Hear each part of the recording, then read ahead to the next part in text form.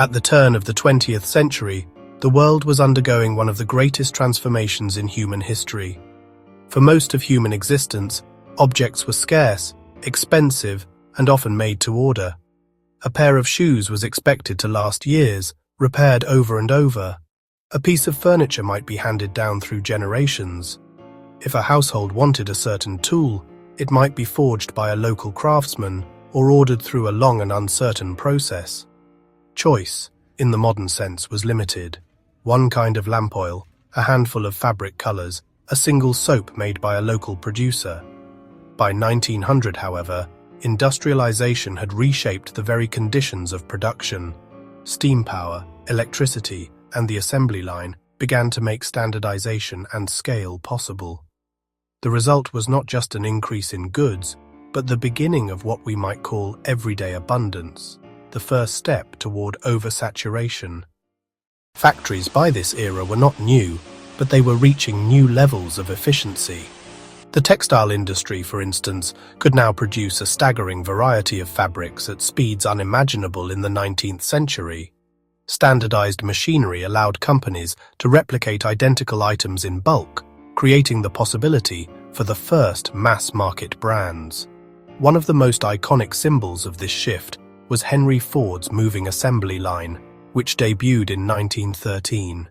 It revolutionized not only the automobile, but industrial manufacturing as a whole. For the first time, a complex good, a car, was affordable to the middle class. By reducing production time for a Model T from over 12 hours to less than 2, Ford demonstrated that high-volume manufacturing could bring objects once reserved for elites into everyday homes. This did more than increase material comfort. It reshaped expectations. If a working-class family could own a car, why not also a sewing machine, a washing device, or a radio? Objects once seen as luxuries began their slow transition into necessities. Before supermarkets and Amazon, there was the mail-order catalogue. Sears, Roebuck and Company, along with Montgomery Ward, pioneered what was effectively the first democratized shopping experience.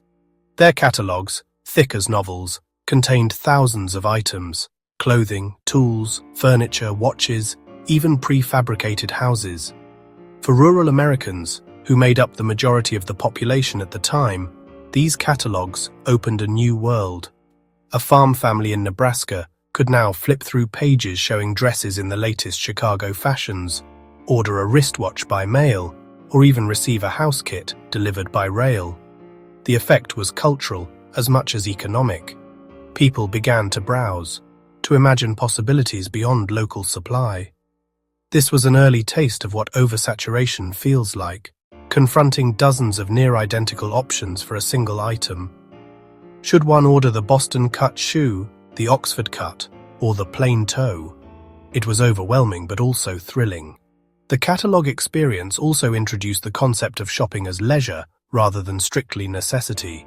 Reading and discussing catalogue pages became a family activity, planting the cultural seeds of consumer choice as entertainment. In the 1900s and 1910s, companies began to realize that simply making goods was not enough. They had to differentiate. Enter the modern brand. Coca-Cola transitioned from a local medicinal tonic into a national refreshment drink, using advertising to associate itself with energy, health, and modernity. Campbell's Soup became one of the first truly standardized food products, using its red and white can to symbolize reliability. Quaker Oats leaned heavily into brand imagery, presenting the Quaker figure as a mark of purity and wholesomeness. Branding mattered because production was no longer scarce. Multiple companies could make soap, cereal, or soft drinks. The battle was for recognition and trust. Thus began the first wave of advertising saturation: posters, newspaper ads, and the rise of copywriting that promised not just a product, but a better life. Urbanization compounded these trends.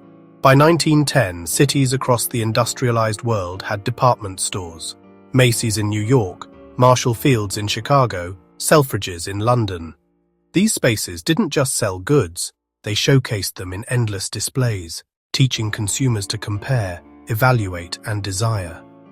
Department stores created an early version of sensory saturation: bright windows, endless aisles, lavish displays of color and style.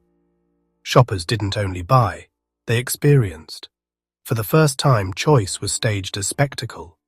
Advertising in this period shifted from information, "we sell soap," to persuasion, "our soap makes you modern, attractive and respectable."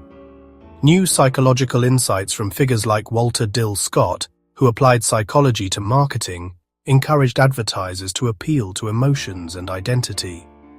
Magazines became filled with ads, and companies began to invest heavily in slogans, jingles, and images. This meant that consumers were not just facing more goods in stores, they were bombarded with more messages in daily life. For ordinary people in the 1900s, 1910s, the effects were subtle but transformative. New norms of ownership. Middle-class families began to expect not just a bed, but a proper dining set, an icebox, perhaps a phonograph. Possession became tied to respectability, comparison as habit. Choosing between multiple soaps, cereals, or shoes created a cultural practice of comparing, evaluating, and selecting. Desire and aspiration. Catalogs and ads filled people's imaginations with items they did not yet own, making want itself part of everyday consciousness. The first glimpses of saturation stress. While not yet widespread, letters to newspapers and editorials of the time occasionally lamented the bewildering array of choices in modern stores. While globalization as we know it accelerated later, even in the 1900s, international trade was spreading product saturation. Colonies supplied raw materials like rubber, cotton, and cocoa, enabling cheap production of everyday goods. Luxury imports like coffee and tea became staples. Industrial shipping and the telegraph made it easier to move goods and information across borders, ensuring that consumer trends spread faster than ever before. Perhaps the most important legacy of the 1900s, 1910s was the shift in cultural meaning. Goods were no longer simply tools, they were becoming extensions of personality, markers of status, and signals of modernity. A wristwatch signaled punctuality and urban sophistication. A phonograph in the parlor announced participation in modern culture. Owning a Ford was not simply transportation, it was entry into a new social world of mobility and progress. In this way, objects became saturated not only in number but in meaning. Each carried layers of cultural significance. By the end of the 1910s, the groundwork was laid. Mass production, catalogs, branding, advertising, and department stores had created a world where choice, comparison, and consumption were woven into daily life. The modern consumer was born, not yet overwhelmed, but already conditioned to see abundance as normal. The 1920s would take these foundations and turn them into something larger, louder, and more insistent. The full orchestration of consumer desire,